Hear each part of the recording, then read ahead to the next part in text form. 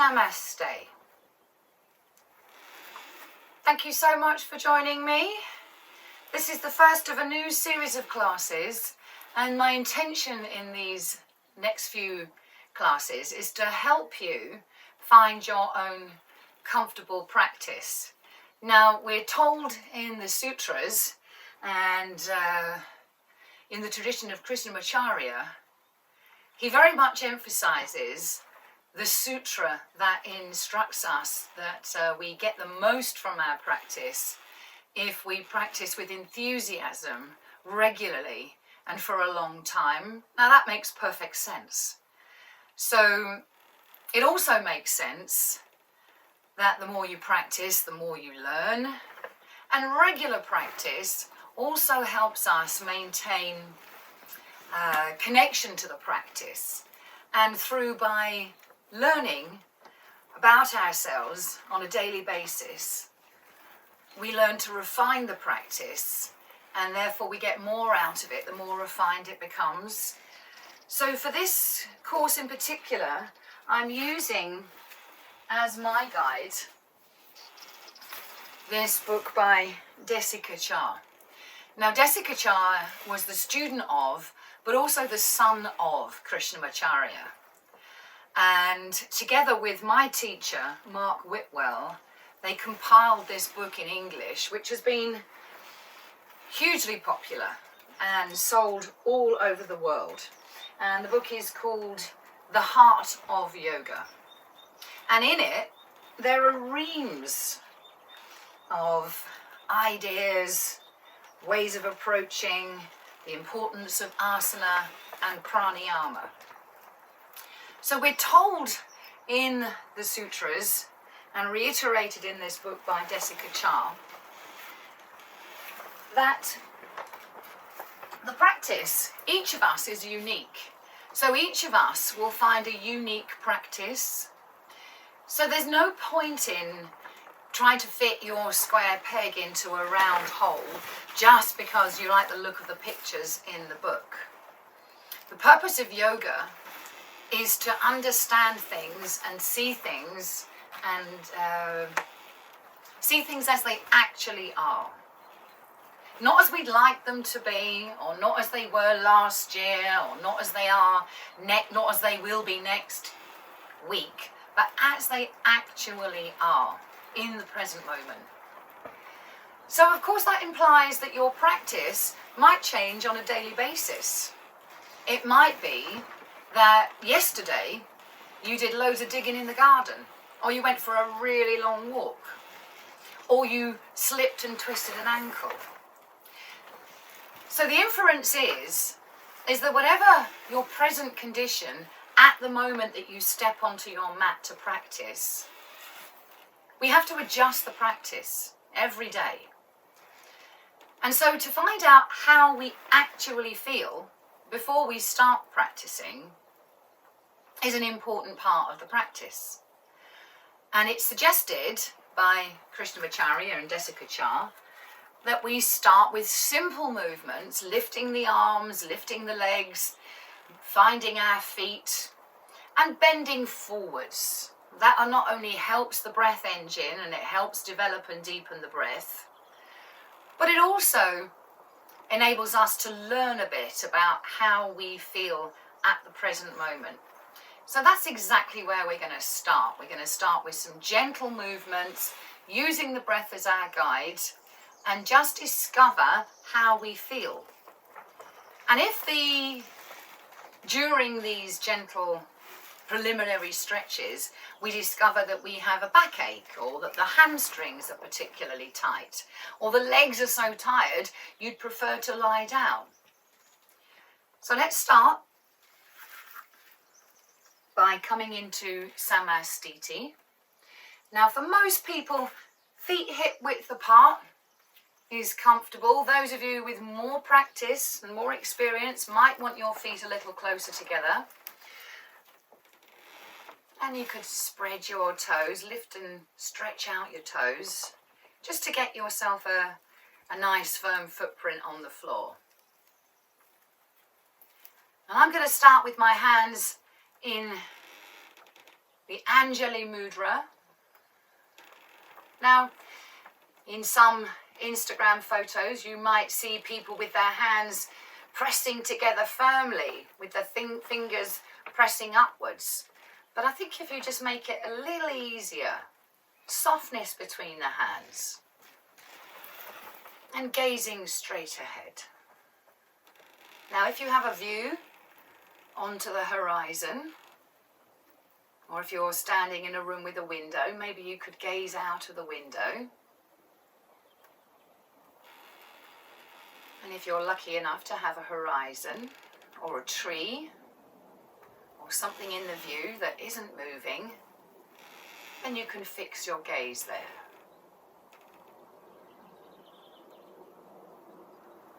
And at this point, I'm just going to take a few nice deep breaths, breathing in through the nose and maybe sighing through the mouth, just to relax and release any tension from the throat.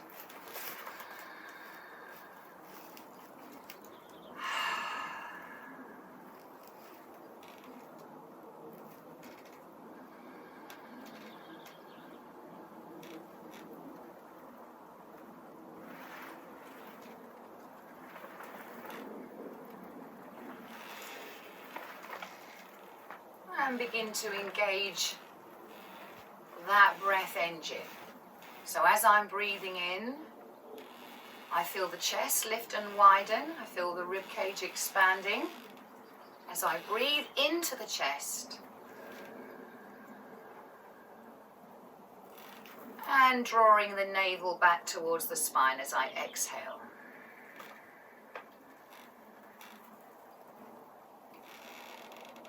Breathing into the chest.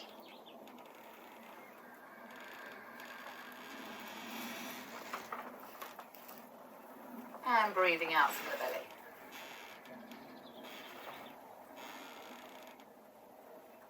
Now, if you can start to focus that sound of the breath in the throat so that you can hear. If I were in the room with you, I'd be able to hear an audible breath.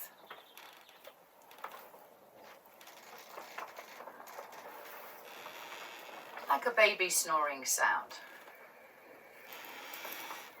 Some of you might be able to create this sound on the inhale and on the exhale.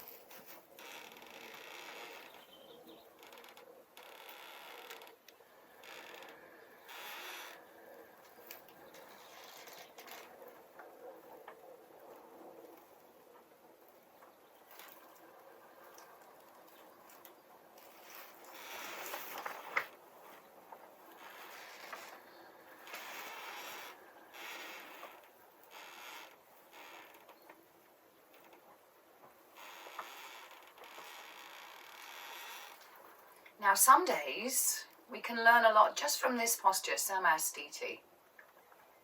It might be that standing still feels good. It might be that you've had a busy day and it feels good just to stop for a moment. On the other hand, you may find that you're getting impatient. So again, that will inform how your practice will be today. Maybe you're restless and some movement will help you steady your mind. Maybe you're enjoying the stillness.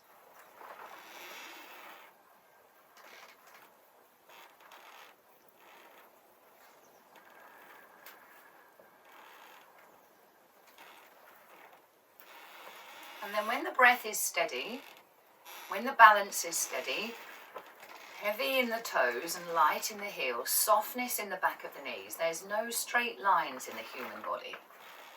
So nothing stiff, nothing rigid.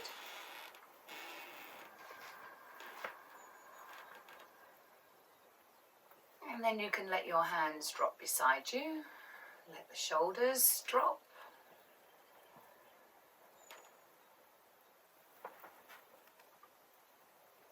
So using that breath that you've been nurturing, the next inhale, lift an arm, lift it away from the body, out to the side, so that it eases and opens the ribcage as you inhale and stretch up.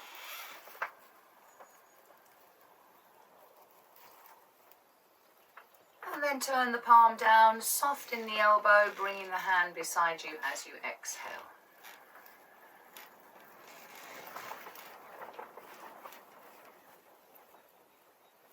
So the breath is the movement. The movement follows that breath, inhaling the arm up.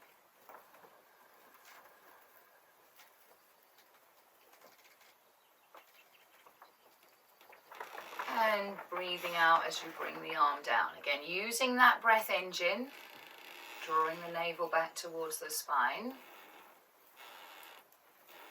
as you exhale. And using that lifting arm to find space in the rib cage, in the armpit, in the upper chest as you inhale.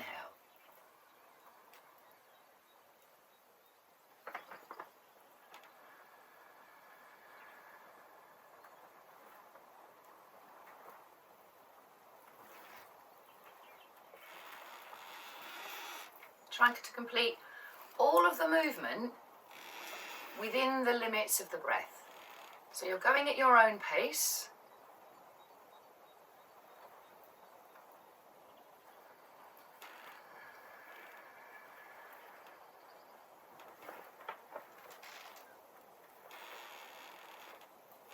And one more on this side.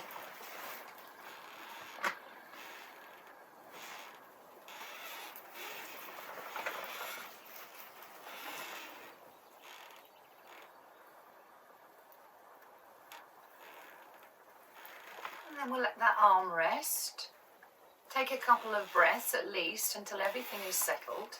Notice the sensations in that arm and through to the fingers. And then we start with the other arm. Inhaling, following the breath as you reach into the stretch. Exhaling as you bring the arm down.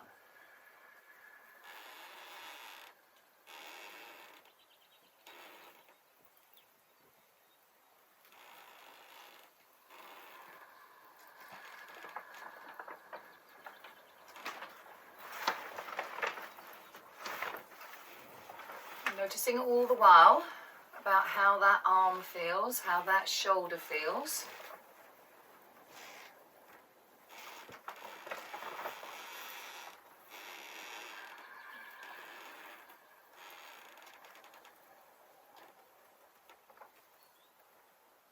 Noticing if there's any restriction of movement or any differences in that shoulder's movement to the other side of your body. We don't have to be symmetrical, remember.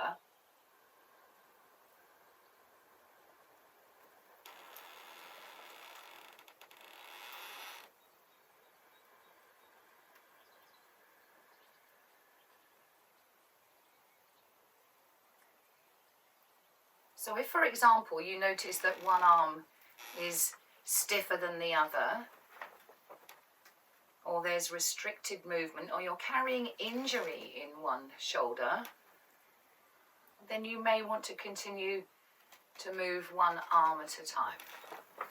Let's take a rest now. Again, taking a few moments for everything to stop moving.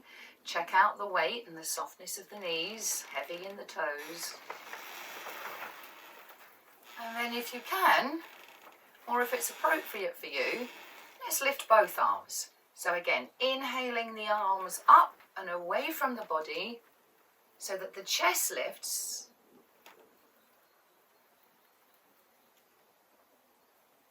And drawing the navel back towards the spine as you bring the arms down.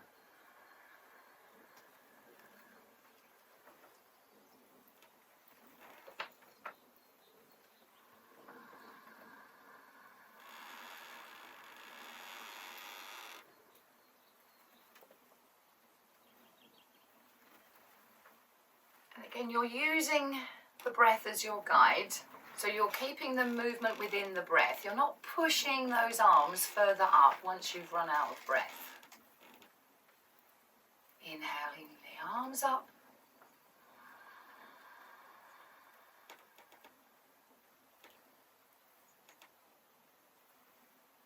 And exhaling the arms down.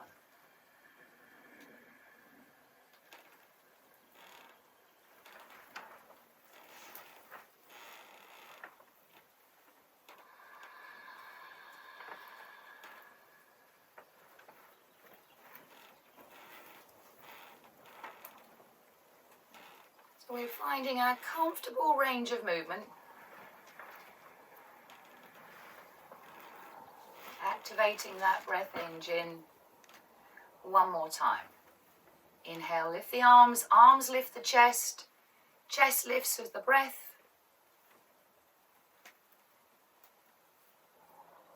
And using the muscles in the abdomen to draw the navel back towards the spine as you exhale. And take another rest. Notice the sensation in the arms. And maybe have a long, deep sigh.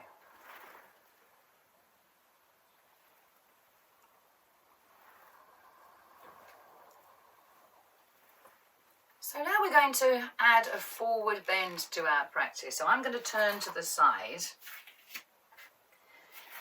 And again, I can't emphasize enough that this is not about stretching down the back of the legs. It's about bringing the front body forward so that we can engage that breath engine a little easier. We can flatten the belly and draw the navel up and in. So we're going to take the arms to the side as before, inhaling and lift the arms. And then chin down so you see where you're going, so the back of the neck is long. Soft knees and exhale as you bring the front body forwards. Tuck the chin in so you're looking between the knees or the thighs. Inhale, arms bring you up.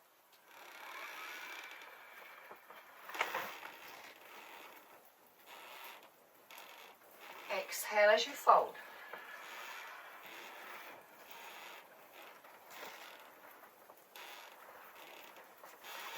So continuing to work at your own pace, there's no rush.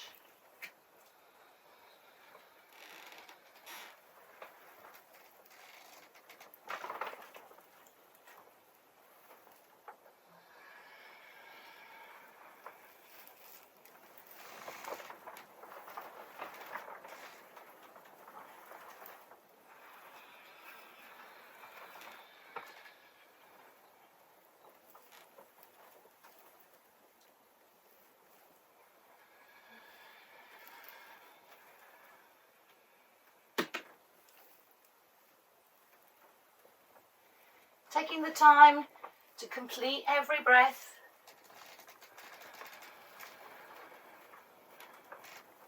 And noticing how does it feel to be bending forward. Because there are some days, perhaps if you have a headache or toothache, you don't want to bring your head too low. Perhaps you want to bend to a chair.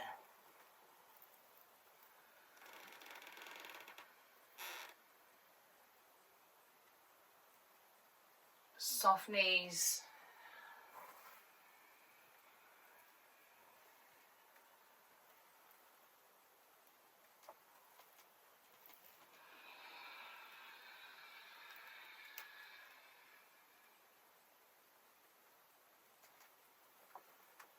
And then perhaps if you are okay upside down, we could stay here a few breaths.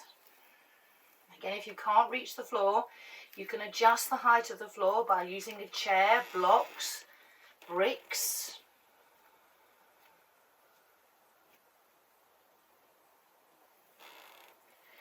And easing the pose a little. Maybe looking at the floor as you inhale to allow the breath to move in the chest, belly to spine as you exhale.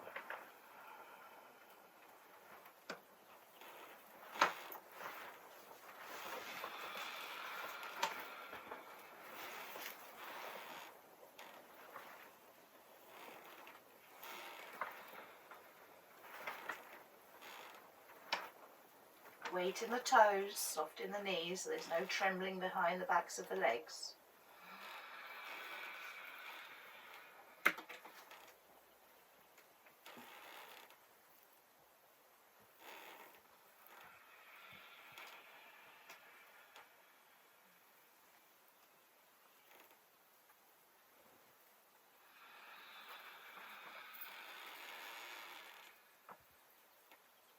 Ensuring we can still breathe that breath into the chest on the inhale and breathing out from the navel.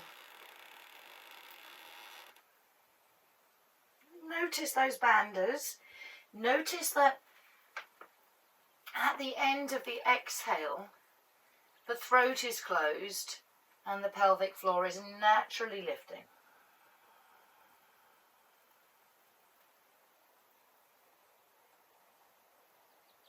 And then soften the knees, let go of the floor, inhale all the way up, arms lift you back.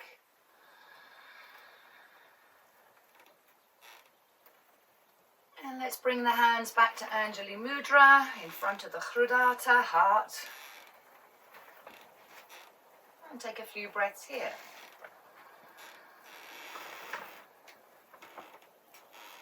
Again, you may feel the urge for a sigh.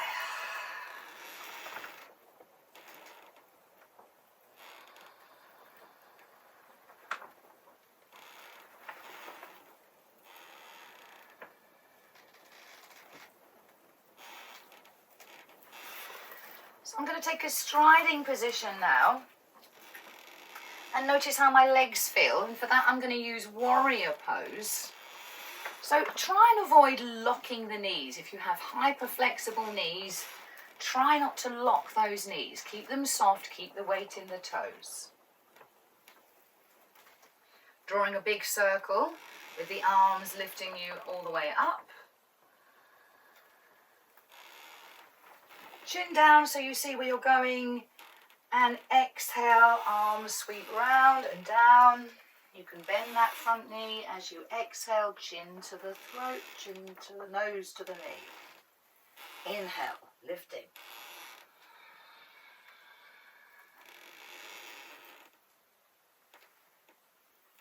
Exhale, folding.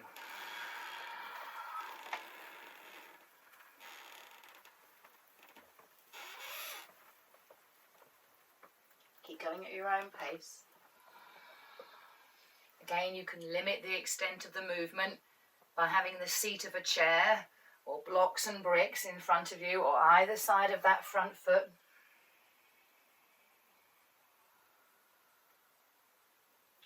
You might find it more comfortable to turn the back foot out a little. Again, making sure the heels are hip width apart.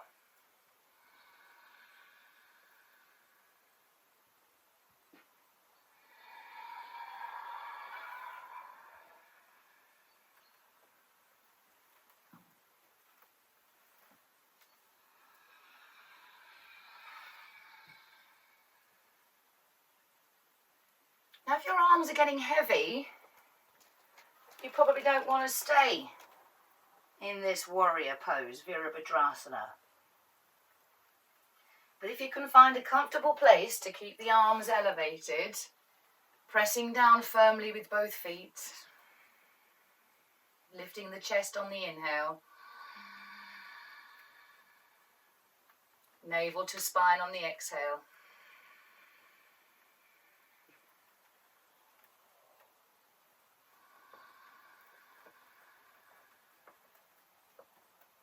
Maybe holding this pose, Virabhadrasana.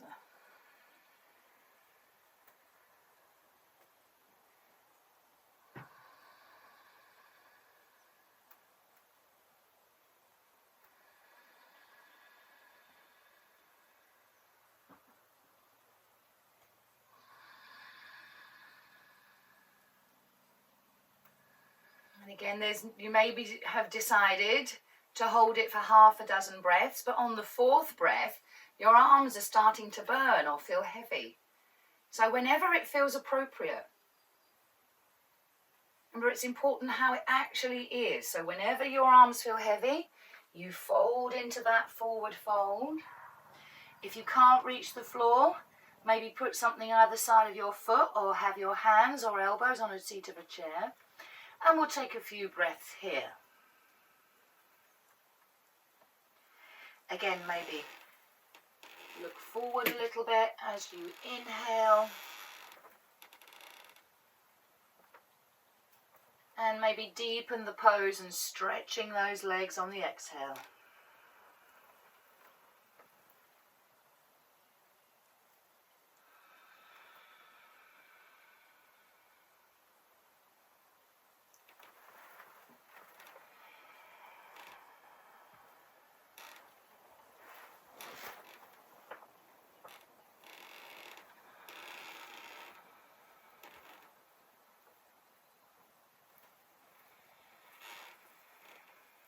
How do those legs feel today?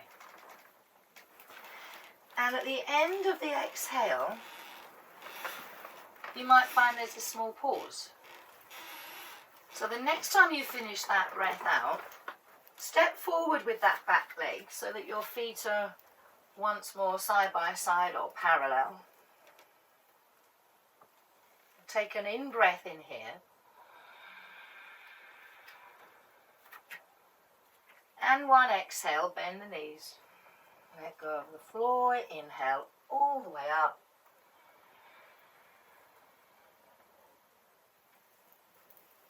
And exhale the hands back to the heart.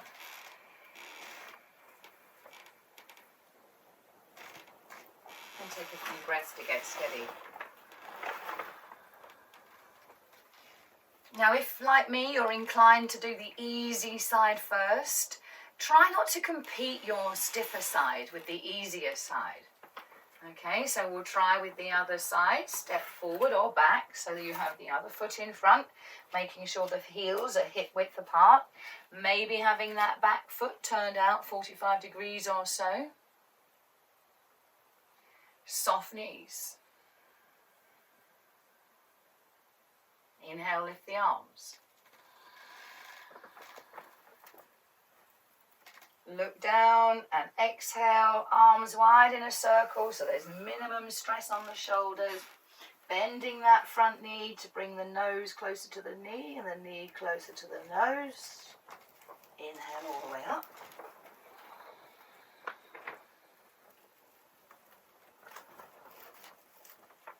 And breathing out all the way down.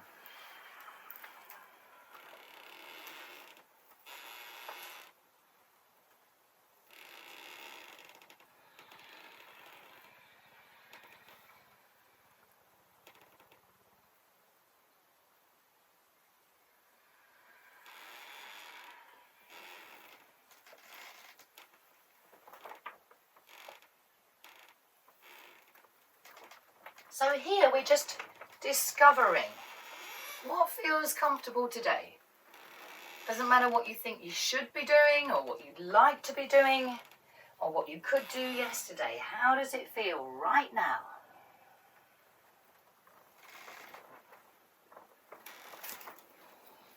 Remember, the ultimate goal of yoga is to be able to see things as they actually are.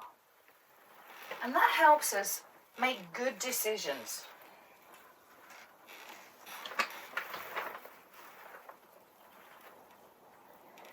So we're careful not to let our desire to do something overreach us so that we don't do something which we later regret. So I'm moving within the breath. Using that breath engine, lifting the chest as my arms lift.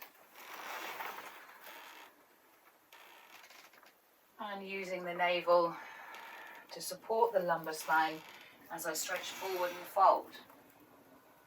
Now again, if your arms are feeling heavy, you might want to shorten the arms. Have the elbows bent so your arms look more like a cactus. Or you may want to have the arms beside the body as you hold that upward stretching pose.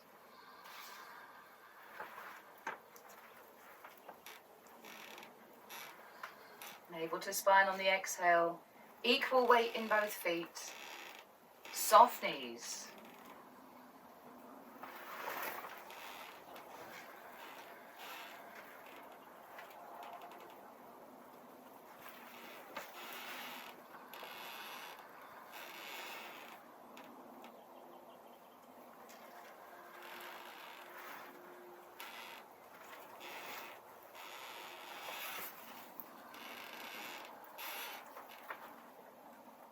And again, as soon as the arms start to protest, any sign of pain in the knee or wobbling in the knees or whatever it might be, use the out breath to come down.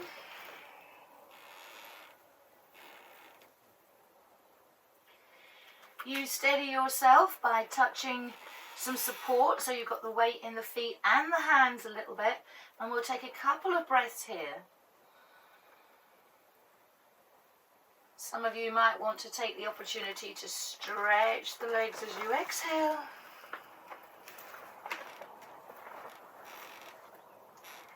Softening the pose on the inhale.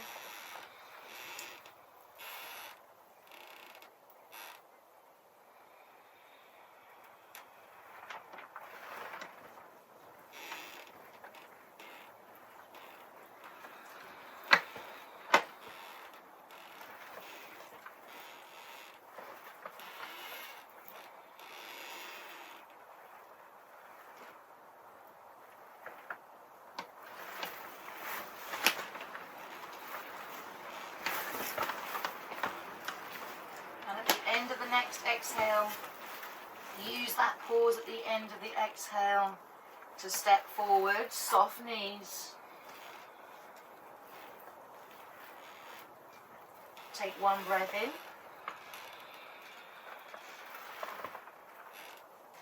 Breath out to soften the knees and let go of the floor. On the inhale, arms lift you all the way up.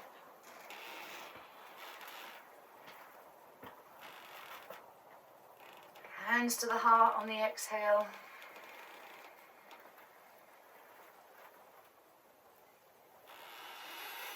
And take a few breaths, noticing the effect of that asana, noticing the sensation down that side of your body.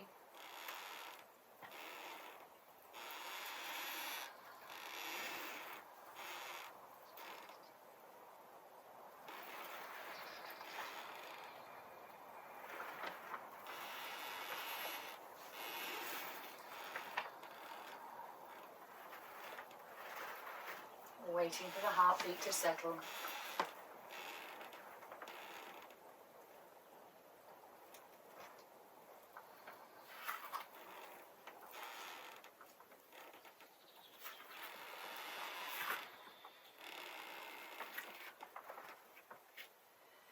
I'm going to do another stretch which involves lifting the arms, or rather stretching them wide. So I'm going to take my feet a little bit wider. And again, I've got soft knees. Little bend in the knees, weight in the toes. And we're going to stretch the arms wide. And as you do so, you don't have to straighten the arms, but I'm moving the elbows back a bit so the chest lifts. And as I exhale, I'm going to wrap my arms around me, bring my chin down. So I'm stretching the back of the neck and the muscles between the shoulder blades. So notice which arm is on top. Inhale the arms wide.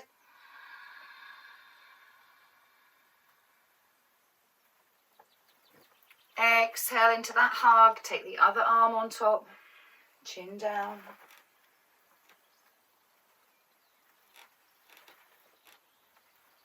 Chest lifts on the inhale. If you keep your chin down, you protect the neck and the chest will lift towards the chin.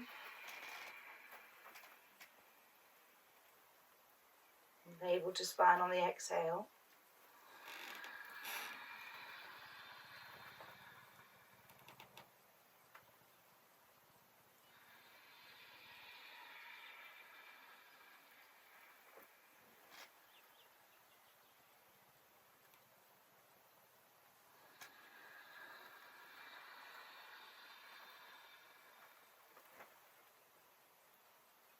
You may find that your arms are stretching longer.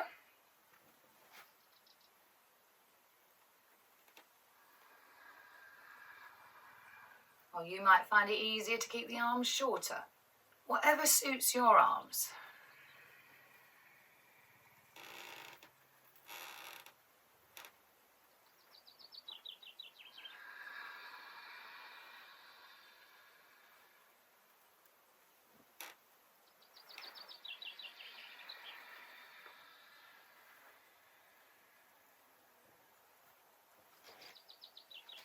One more time.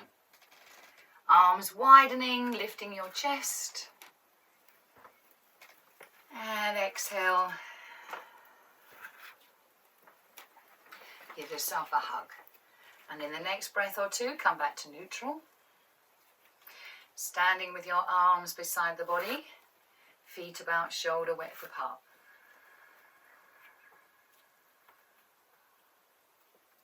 Lift an arm as you inhale. Sliding the fingers down towards the knee on the exhale.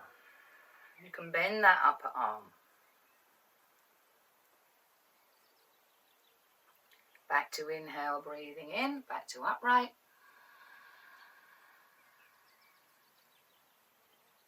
And arm beside the body, breathing out. Let's do the other arm next time.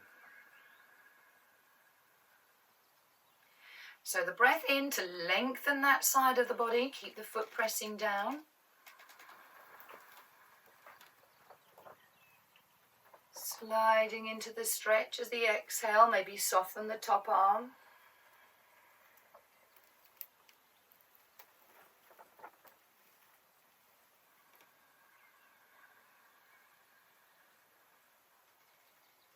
And all the while I'm trying to keep the weight balanced in the feet. So if you keep the weight even in the feet, it'll keep the hips steady.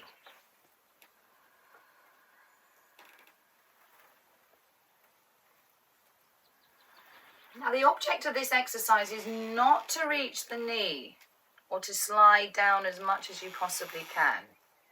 It's to put a bit of space into the side body, to warm up the muscles around the lumbar spine in the waist.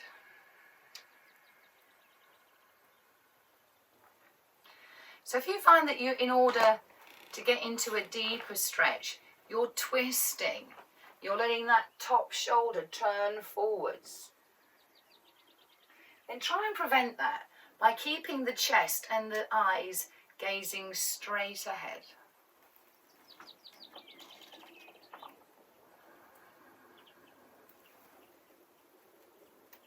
Navel to spine to support the lumbar spine as you exhale.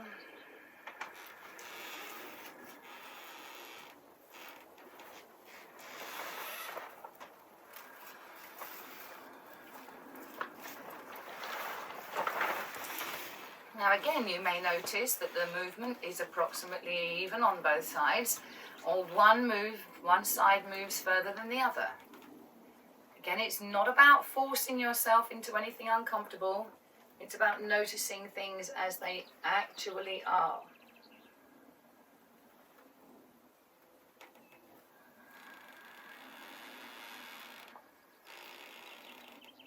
So let's say, for instance, you found a comfortable stretch. We could stay and hold this pose.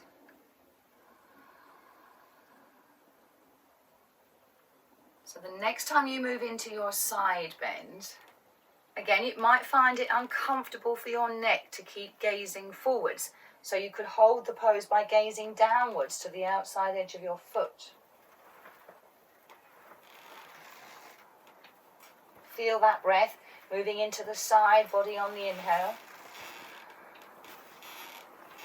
Navel to spine on the exhale.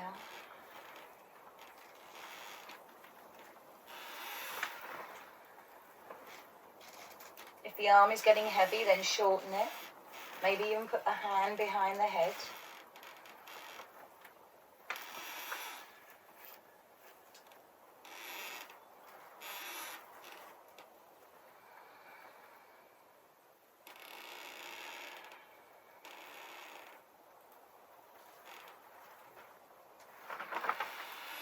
And when you're done, and it begins to get uncomfortable or difficult, come back to neutral. And again, take a few breaths to get balanced in the feet. Let that stretching arm and shoulder get heavy. Notice the sensations in that side of your body.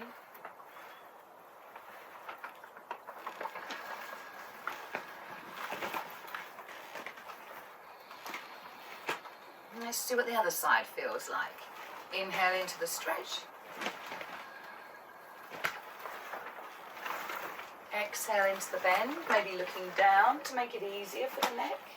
Maybe shortening that arm.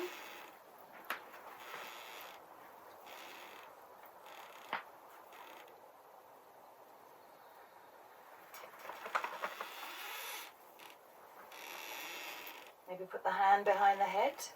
to prevent that upper shoulder from rolling inwards and downwards.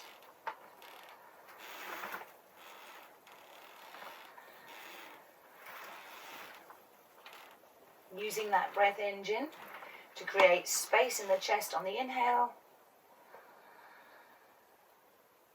And draw your girdle back towards the spine on the exhale.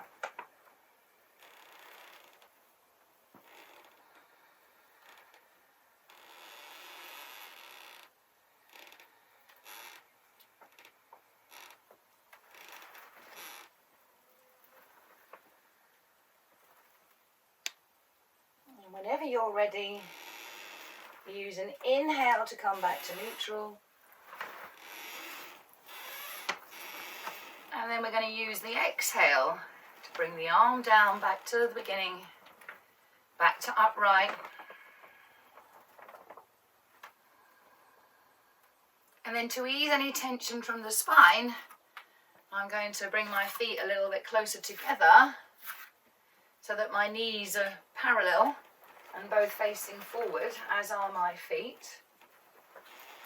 And I'm going to do a cat stretch, a standing cat stretch. So again, if you don't want to link your fingers, you can simply hold the hands, stretch the arms in front of you, bring the chin in, tuck the tailbone under by softening the knees.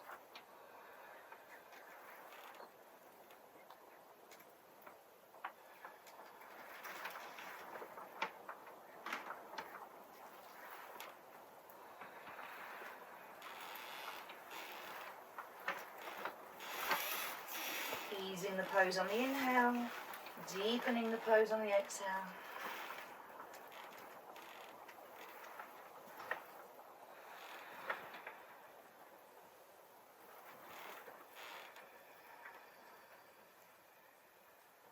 And some of you might have the urge just to stay here a few breaths and then come back upright. Some of you might want something in front of you, like a chair, seat of a chair. And some of you might want to slide your hands down towards your feet or ankles, even touching the floor if you can, softening the knees. And take a few breaths in Uttanasana. Easing the pose on the inhale. Maybe lifting the hips to stretch down the back of the legs, heels down, hips up on the exhale.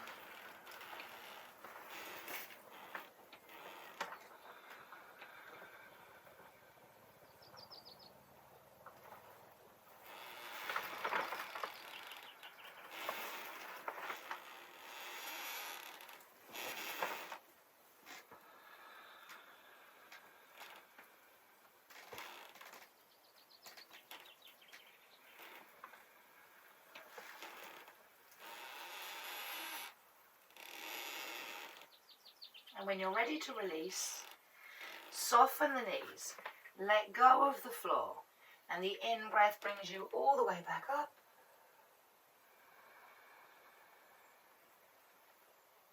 And we come back to neutral, soft knees, long heavy toes, light in the heels, hands at the heart, gazing straight ahead.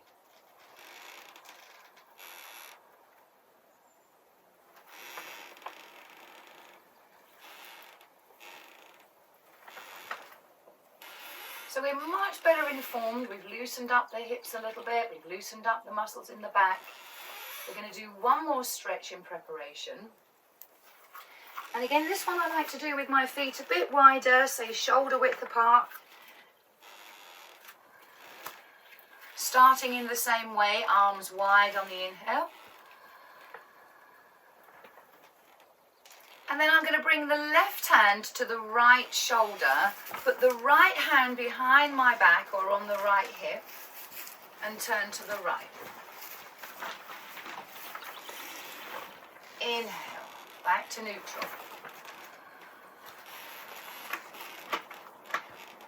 Left hand on the left hip, right hand moves across to find the left shoulder, just touching gently on the exhale.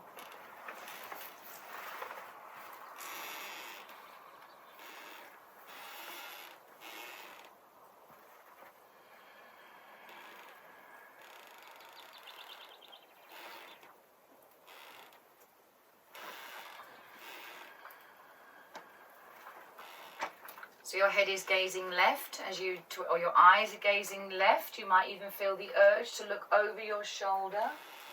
So you're taking that rotation up through the bones in the neck or not.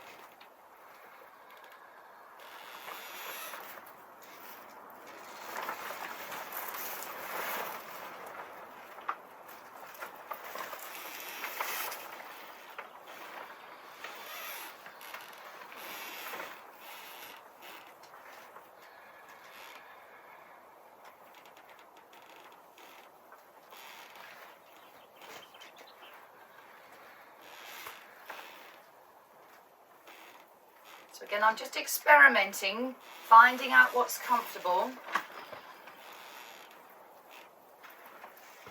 Taking care not to overdo it, so I'm not causing any twisting in the knees.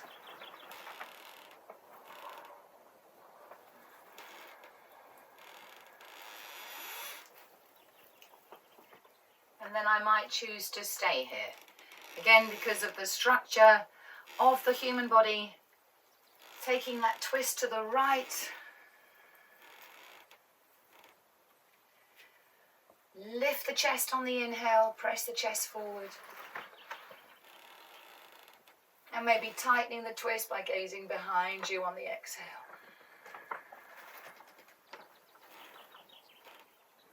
Ease a little on the inhale.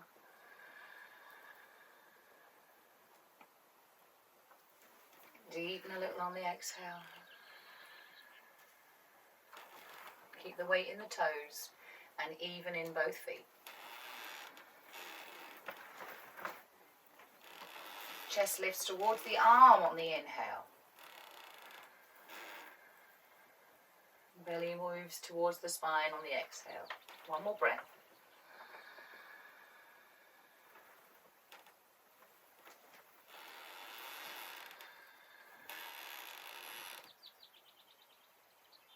Inhale, unfolding.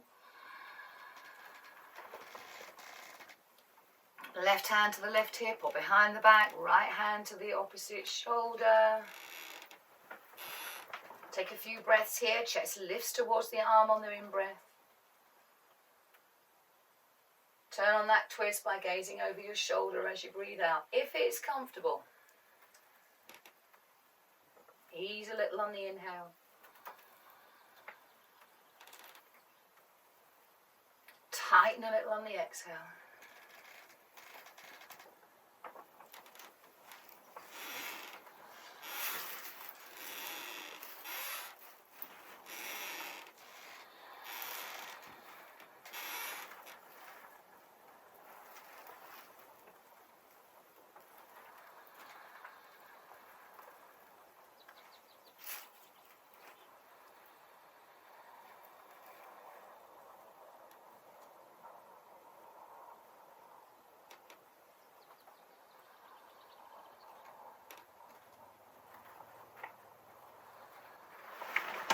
So even though we're holding the pose, we're still moving gently. We're still allowing that breath in and out.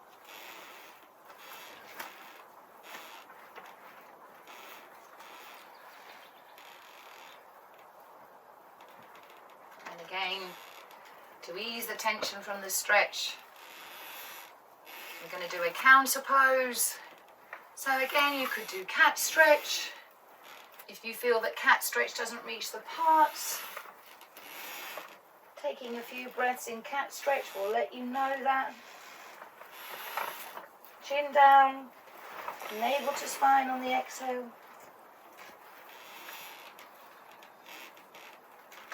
You can always fold further and come down to Uttanasana, standing forward bent.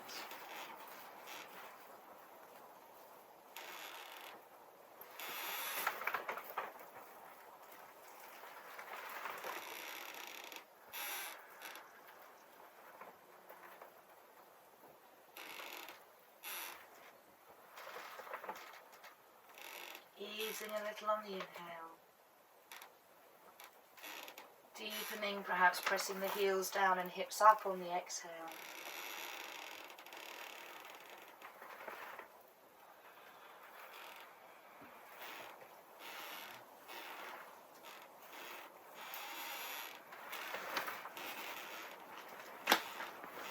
when you've had enough, when you feel that you've released and relaxed the tension in the spine, and the spine is hanging in a nice straight line, you can use the breath in, soft knees to come all the way up.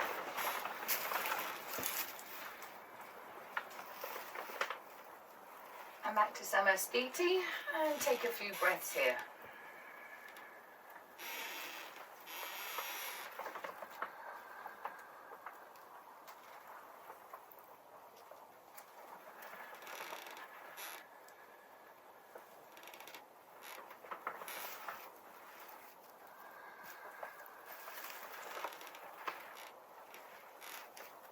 So from now, we've learnt a lot more about how we actually feel.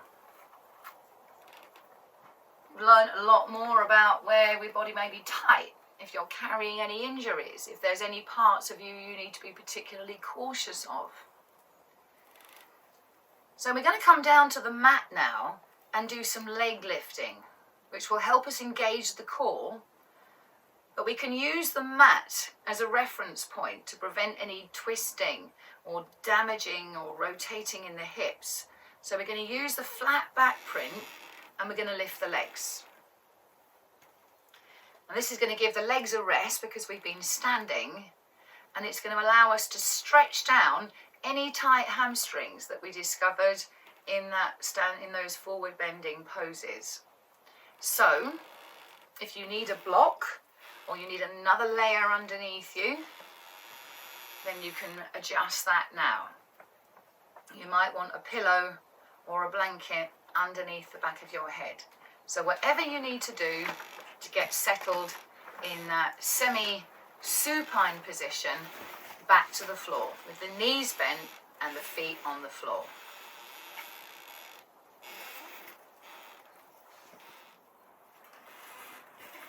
Okay, so back to the floor, footprints on the floor, and again it might take a while for you to establish a comfortable footprint. Your feet don't need to be particularly close to you, you might want the feet further away, you might want the feet further apart, you may want the feet closer together. That's entirely up to you. And again, think about the posture of the neck. It can be very stressful on the head to have the head tilting back. So if your head tilts back, tuck something underneath it. Remove any hair furniture that you might have on, so that the back of the neck is long. And just notice the weight in the back of the head. So as far as you can, have the weight right in the middle of the back of the head.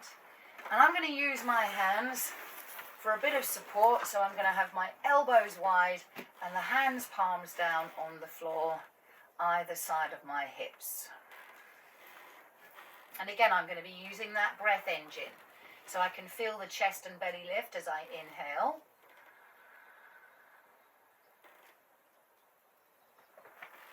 And I'm going to draw the navel to the spine on the exhale. So without any extra effort, if I'm using that breath engine, I can feel the spine moving. The spine will lift as the chest lifts and the belly lifts, creating a little bit more space between you and the floor. We might just be talking nanometers here. It's not a big movement. And the spine lengthens as you exhale.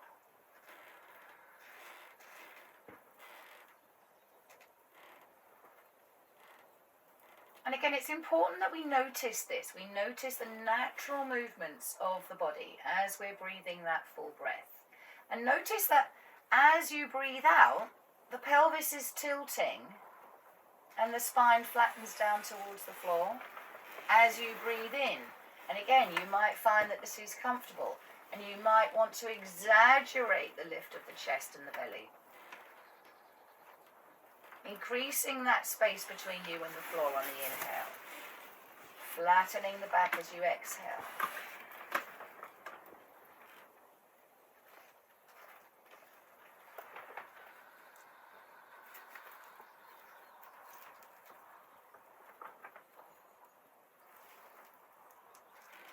Now this might be the this might be the sort of stretch that you might want to start with if you had very tired legs or a knee injury.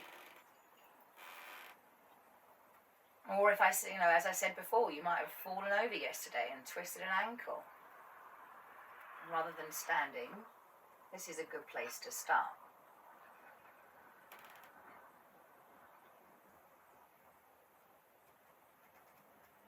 And then the next time you exhale, lift one of your feet and bring the knee towards the chest. Inhale, foot to the floor.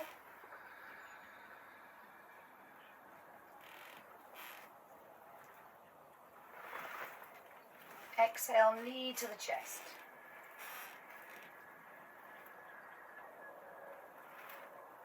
So you feel the back flattening, because that knee to the chest movement is helping the pelvis tilt.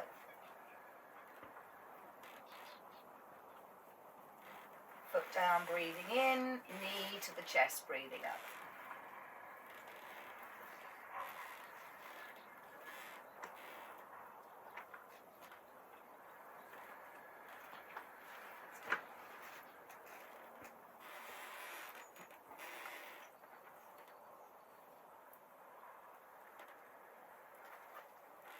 So with a flat back and the weight even in both hips, don't forget you can use the passive leg, the foot on the floor, to help keep the hips steady.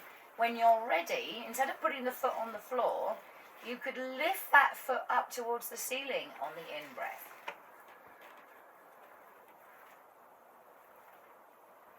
Knee to the chest, breathing out.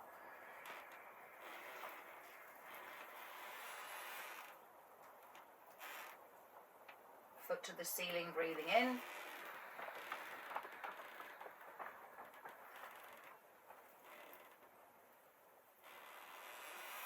Knee to the chest, breathing out. Now there's no need to push that leg beyond the breath. So don't keep extending that leg once you've run out of breath. There's no need for that knee to be trembling. You don't want to be lifting the leg by lifting the pelvis and rocking onto one side. You want to keep that back print absolutely flat, weight even in both hips and both hands and both shoulders.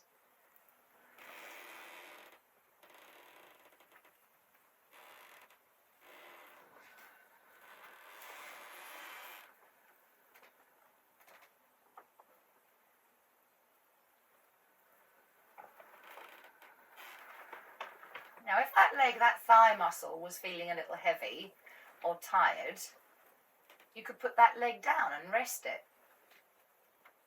Maybe you want to support behind the thigh by knitting your fingers and having your hands behind the thigh, elbows and shoulders relaxed. And then you can keep that leg extended a few breaths. Maybe just using your toes to create that stretch. So toes to the ceiling, breathing in. Heel to the ceiling, breathing out.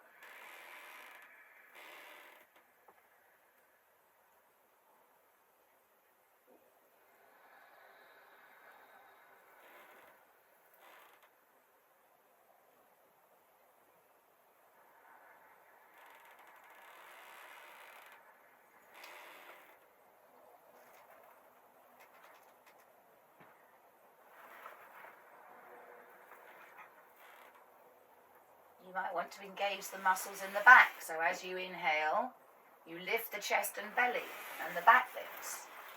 But as you exhale, everything settles.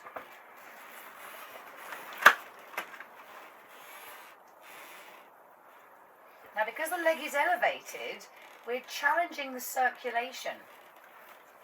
So as soon as that leg starts to feel heavy, uncomfortable or burny, you know that that is a lactic acid build-up in those muscles, particularly in the thigh. If there's any tingling or trembling in the foot, that will be another sign that you need to rest. So as soon as those adverse signs start to occur, give in gracefully. Put that foot down. Have your hands away from the body so you're resting. Settle in. chin to throat. And just take a few breaths here.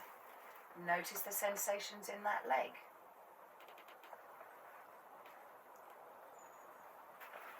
Notice how the hip may be lying differently.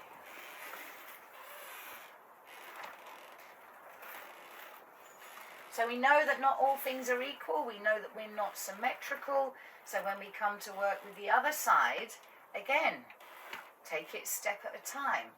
Hands down to provide that bit of extra help. Chin tucked in to relax the back of the neck. Inhaling, lifting the spine. Rocking the pelvis. Exhale, other knee to the chest.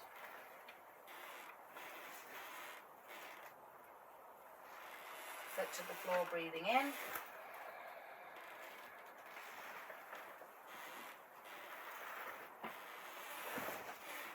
Knee to the chest, breathing out.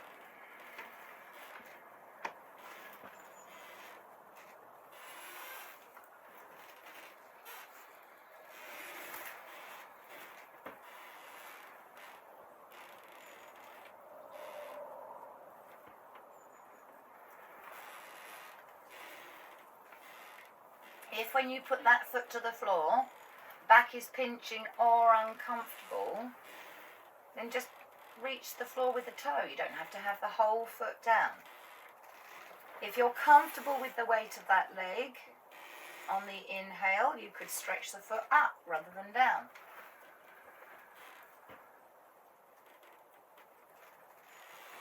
Knee to the chest, exhaling.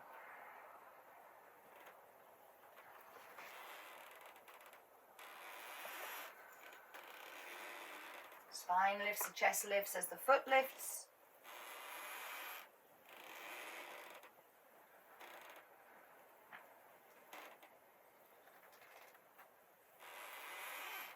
Back flattens as you draw the belly to the spine as the exhale brings that leg down. Again, you could keep moving. If the leg is feeling heavy, you could put the foot on the floor for a few breaths. If you're comfortable carrying the weight of that leg, you could maybe hold behind the thigh, making sure the neck and shoulders stay relaxed. Keep the foot elevated. Maybe increase the stretch by toes to the ceiling on the inhale to find a stretch down the front of the foot. And reaching the heel up to stretch the hamstrings on the exhale.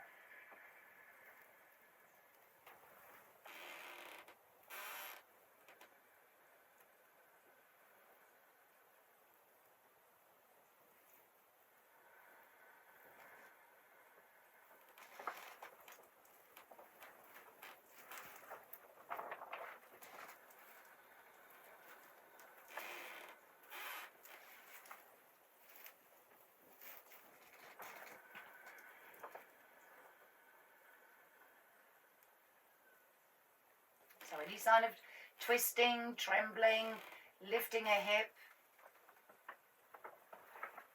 Notice if you're working too hard and back off so the back is comfortable and steady, as is the breath.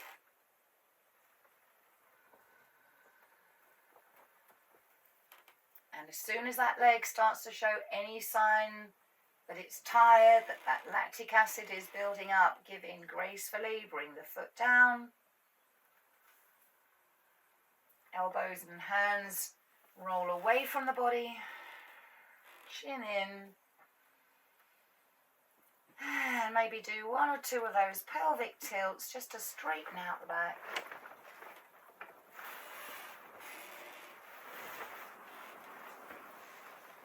And then settle spine to the floor. Let the spine come to a comfortable neutral.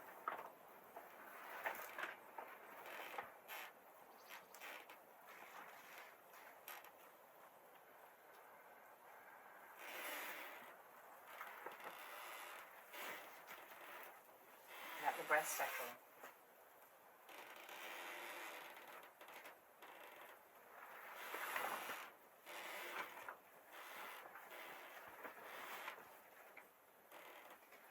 And we're going to massage the back, Lengthen the spine and steady the breath all at the same time using a pose called Apanasana. Hands on the knees, elbows in, shoulders relaxed, chin down.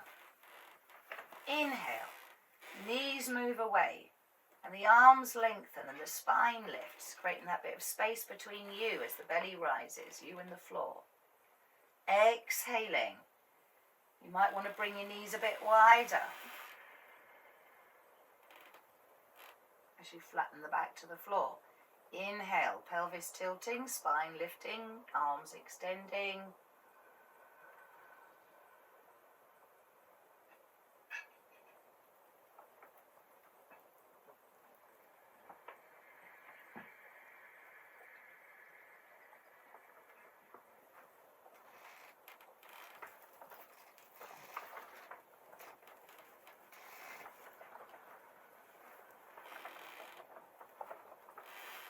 Notice how many of the bones lift. Notice if anything feels a little bit clunky. Notice if there's a tendency to roll to one side.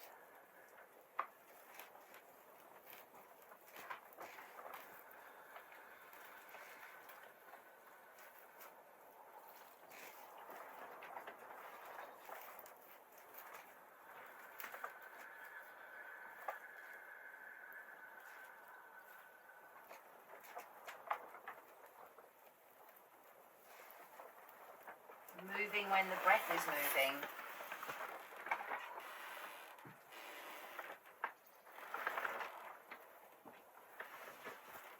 And still when the breath is still.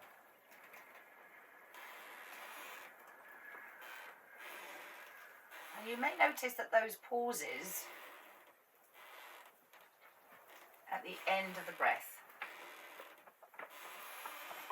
So maybe at the end of the in-breath, but certainly at the end of the out-breath, there'll be a pause. Don't rush through that pause.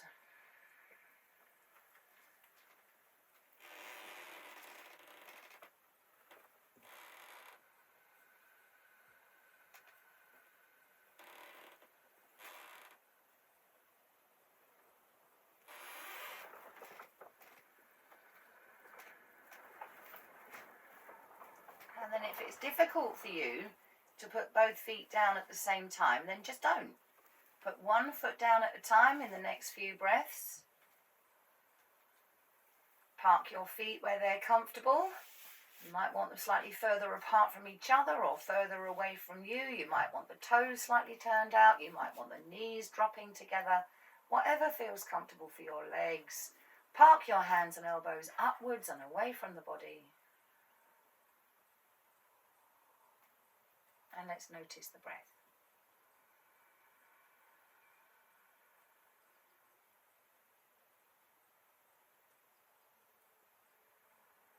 Still using that breath engine. Still creating that soft sound in the throat.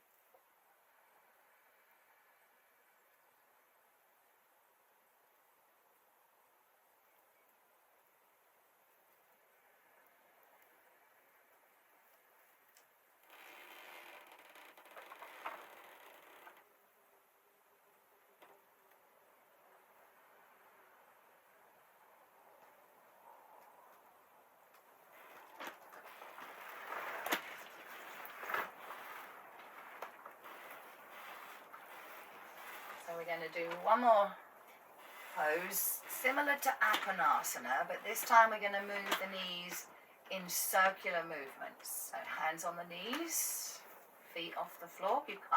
I tend to have my toes touching and my knees slightly further apart, but whatever is comfortable for you. And as I inhale, I'm going to move my knees away from me and away from each other.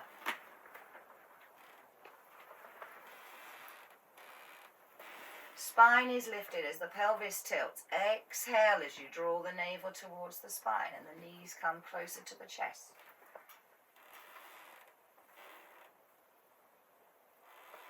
Inhaling, knees wide.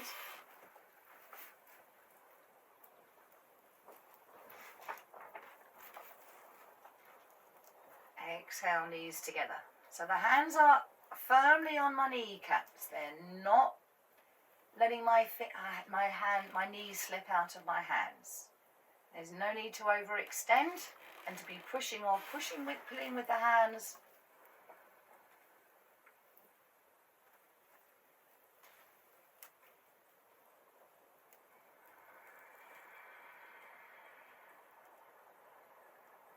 So as the knees move away, they're allowing that belly to expand with the breath.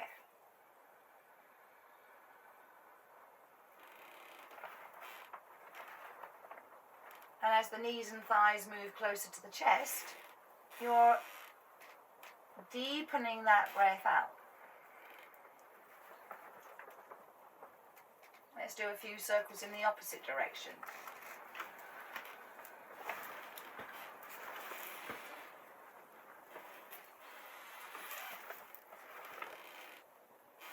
Again, try not to rush through any pauses that may be occurring, either at the end of the in-breath or at the end of the out-breath.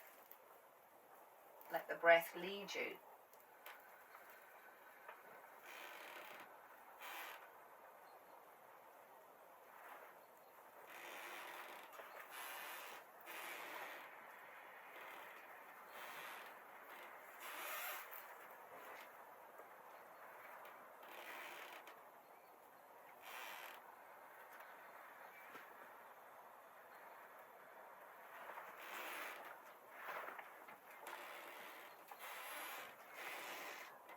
Make sure your feet and ankles stay relaxed.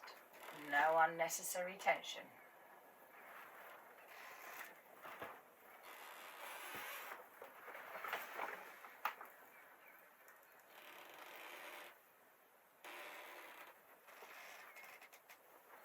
And then maybe take a few breaths. Pause when your knees are to the chest and the back is flat. Step your feet down one at a time. Park your hands and elbows away from the body, facing upwards. Draw the chin in. Relax any tension in the hips, in the pelvis, in the buttocks, in the thighs.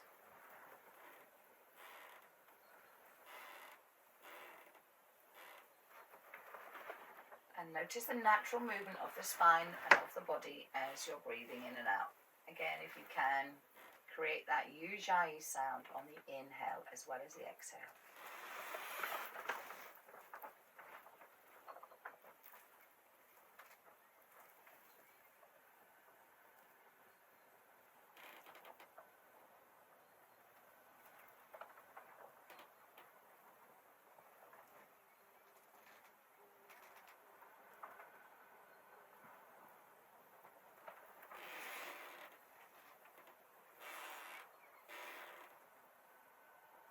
So movement in the belly is a clear sign that you're using that full diaphragmatic breath. So for this week, we're going to stay supine to do a little bit of pranayama. And this week we're not going to stretch the breath so much. We're just going to notice it. So if you had very heavy, tired legs, you could maybe have a chair and put your feet up on a chair. You might want, and again this is very comfortable, to put a bolster or a couple of pillows or a thickly rolled up blanket behind the thighs so that the back is not pulling. You might want your legs completely extended, whatever feels right to you.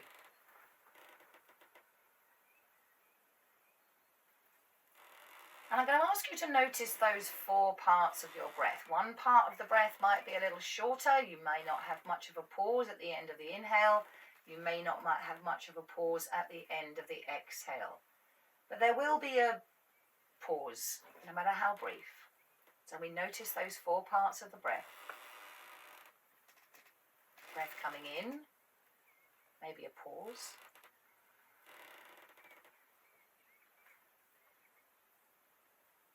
Breath coming out and maybe a pause.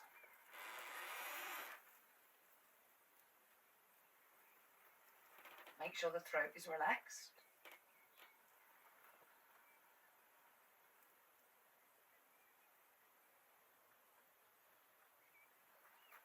When you're sitting down or lying down like this, when the neck is long, even chin tucked in a little bit, there's that natural fold in the throat, making it easier to make that ujjayi sound in the throat. Maybe even having a sense that you're breathing straight into the throat, so taking the sensation away from the nostrils into the throat.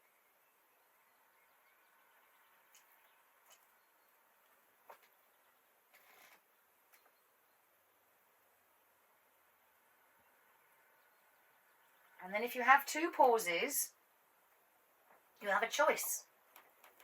There's the pause at the end of the in-breath and the pause at the end of the out-breath. So you pick a pause. Don't worry about which one you pick. Neither is right nor wrong. And just allow your mind to wander into that pause. And in the pause, when the breath isn't moving, there's silence. And maybe in that silence, you might be able to sense the heart beating.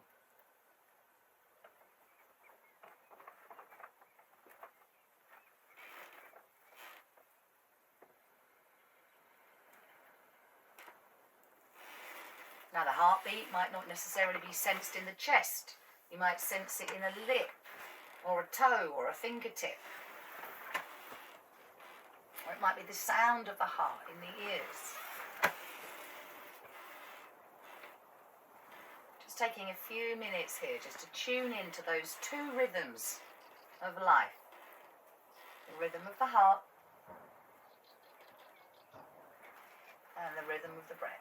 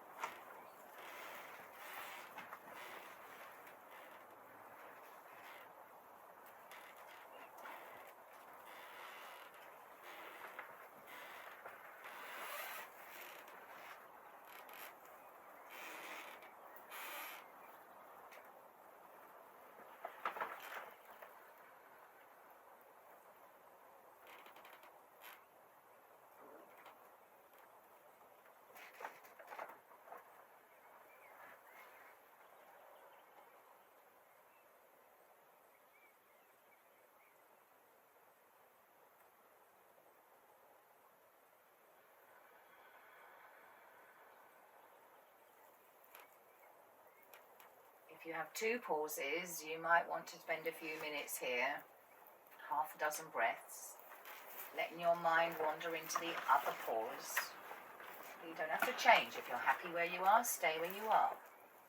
Let your mind follow the breath into the pause and tune into those two rhythms of life.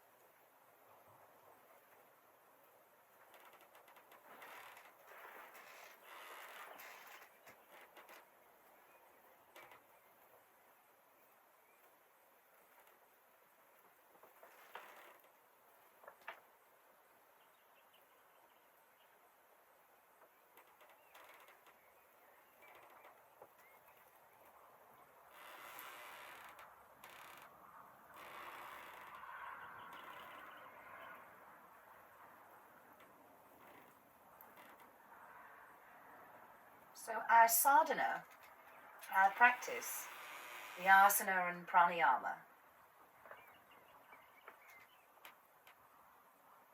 prepare the body to rest. If you like, our practice is leading us towards this stillness.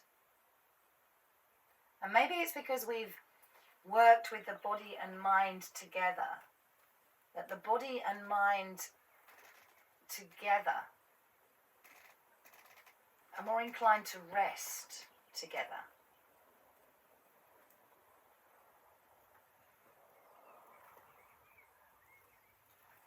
So you may notice that half the time the breath is moving, and approximately half the time you are completely still.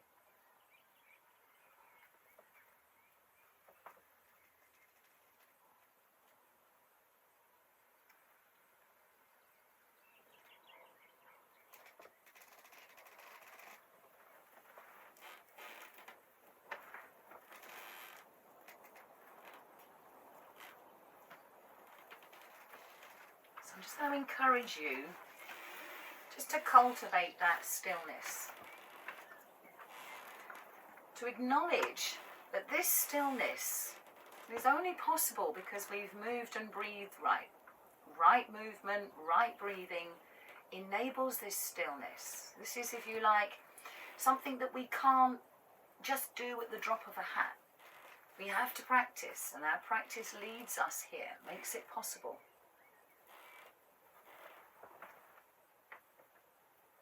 So examining that stillness.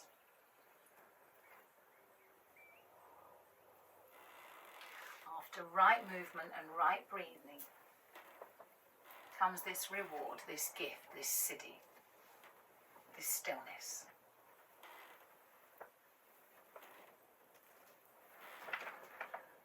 Cultivating this stillness.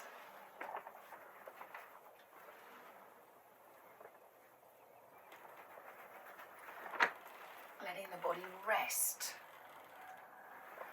Resting as the whole body. And resting in the whole body.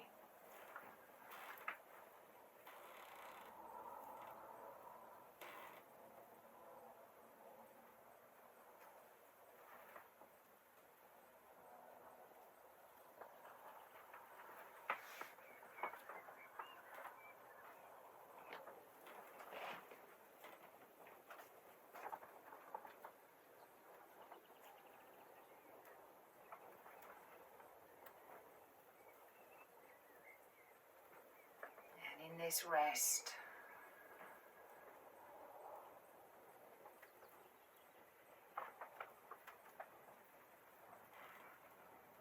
the whole body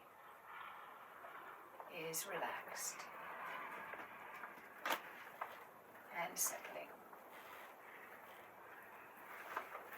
welcoming this opportunity just to be here.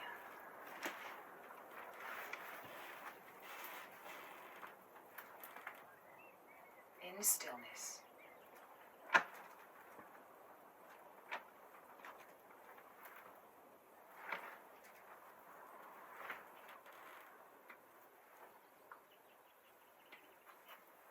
And this stillness now doesn't seem forced,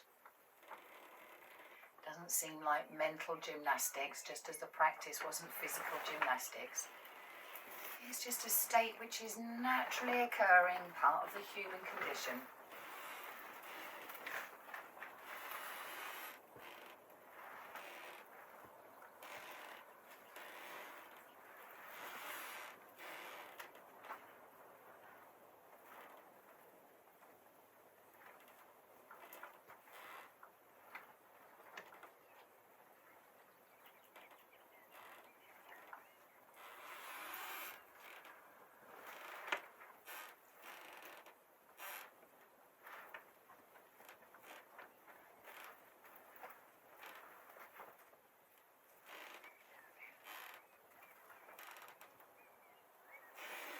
Don't forget, this is your practice. You're in your own sanctuary. You're in your own home. You can choose to rest in this stillness for as long as you like.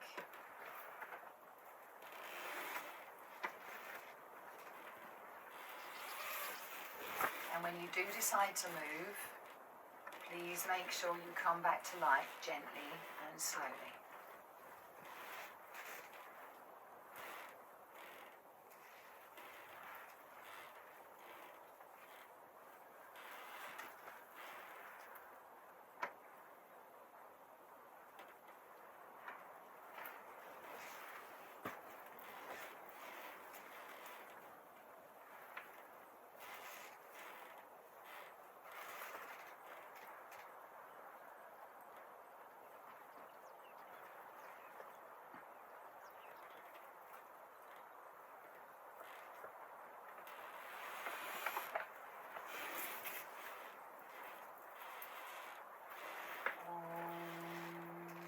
Salve Bhavantu Sukhinaha.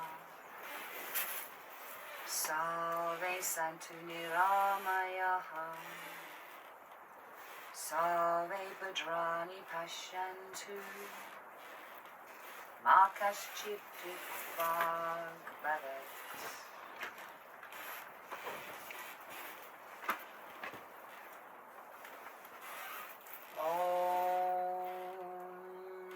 Shanti, Shanti, Shanti.